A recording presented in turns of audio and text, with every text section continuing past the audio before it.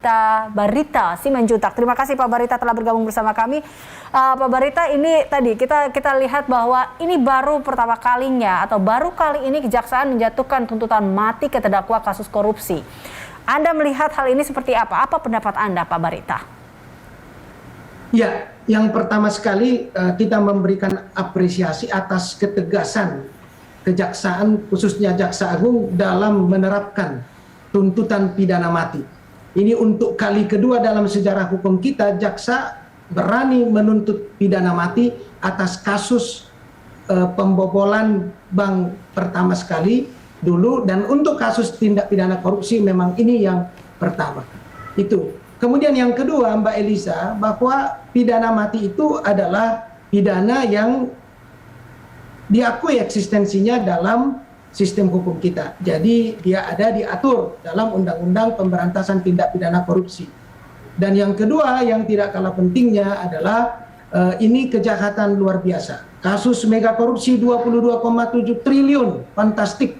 Dan itu merampas hak rakyat untuk pembangunan, menghambat pembangunan nasional. Saya kira ini bukan saja terobosan, tetapi adalah jawaban tegas penegak hukum, tidak kompromi dengan korupsi, serta untuk memberikan peringatan agar jangan mencoba-coba melakukan tindak pidana korupsi, sehingga dengan tuntutan pidana mati ini kita harapkan penegakan hukum kita ke depan akan tegas kepada para penjahat-penjahat ekonomi ini, tetapi supporting kepada pengamanan pembangunan nasional. Dan itu menurut kami sudah selayaknya.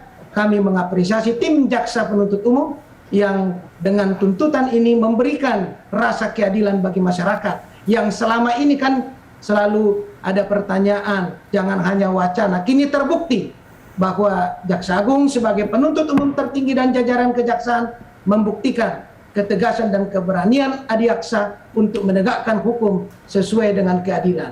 Dan yang paling penting adalah ini juga sudah dikaji secara mendalam dalam beberapa kesempatan secara akademik, secara teori, sehingga tuntutan pidana mati ini menurut kami adalah satu jawaban tegas agar kita ke depan lebih berhasil membangun kewibawaan penegakan hukum yang bersih.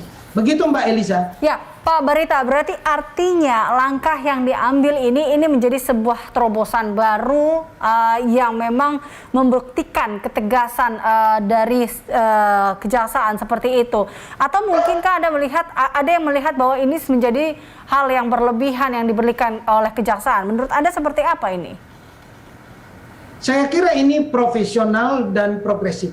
Sebab korupsi semakin merajalela, semakin menggila, jumlahnya fantastik, dan ini spektrumnya meluas. Jadi ini kalau dari konsep sejarah hukum terhadap kejahatan-kejahatan seperti ini hanya ada satu, hukum yang tegas bisa memberikan efek jeras sekaligus peringatan. Dan saya kira yang selama ini kan ada sinyalemen ya bahwa jangan hanya wacana. Ini terbukti dalam sidang peradilan tadi dituntut pidana mati. Memang itu bukan hal yang mudah, karena jaksa harus betul-betul yakin ya atas tuntutannya, atas fakta-fakta yang akan dipertanggungjawabkan melalui sidang peradilan itu. Kini saatnya kita menunggu putusan hakim. Berarti baik. Ya Pak Barita, berarti tuntutan mati terhadap terdakwa Asabri ini Anda sendiri atau Komisi Kejaksaan sendiri melihatnya adalah sebuah langkah yang tepat? Iya. Coba bayangkan Mbak Elisa, 22,7 triliun itu bukan jumlah yang biasa.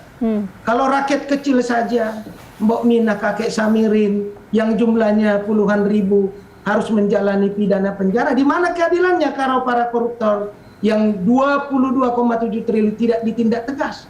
Sehingga selama ini kan selalu disebut hukum tajam ke bawah, tumpul ke atas. Tapi sekarang hukum itu tajam ke semua. Apalagi kepada para pelaku kejahatan yang harus tegas kita hadapi. Kita harus mengamankan upaya bangsa kita melaksanakan pembangunan dengan cara para koruptor ini harus dituntut dengan tegas, dijatuhi hukuman yang setimpal, sehingga kedepannya kita bisa membangun dengan cara-cara yang bersih, yang bebas dari korupsi, sehingga indeks korupsi kita naik ya dalam upaya kita membangun negara yang berkemakmuran sesuai cita-cita pembangunan nasional, Mbak Eliza. Baik, Pak Barita, menurut Anda apakah tuntutan hukuman mati ini memang berlaku untuk seluruh kasus korupsi atau memang hanya dengan kasus korupsi dengan jumlah tertentu saja menurut Anda? Ya, tentu kan itu ada pertimbangannya. Seperti misalnya besarnya kerugian negara, besarnya kepentingan rakyat, ya, yang dikorupsi, kemudian perbuatannya berlanjut dalam keadaan bahaya, dalam keadaan krisis ekonomi. Tetapi yang lebih penting harus juga kita lihat adalah penegakan hukum juga untuk melindungi kepentingan rakyat. Betul. Ada sinyalemen hukum menyatakan Vox Populi Suprema Lex, kepentingan rakyat adalah hukum tertinggi.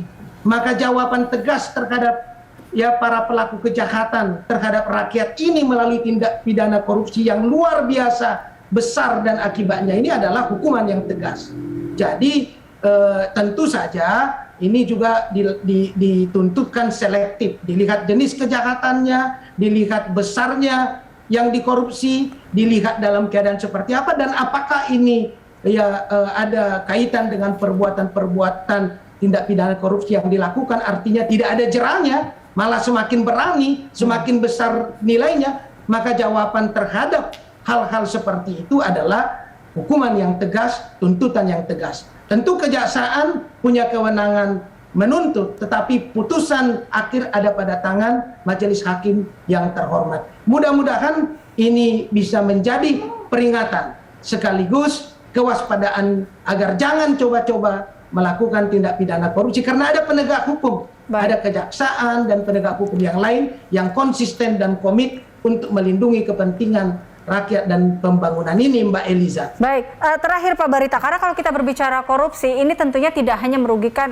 ya tadi Anda mengatakan ini tergantung dari besarannya, tapi kalau kita lihat kerugian ini tidak hanya dirasakan oleh satu pihak, tapi juga masyarakat dan juga negara di sini kalau kita berbicara korupsi berapapun besarnya itu.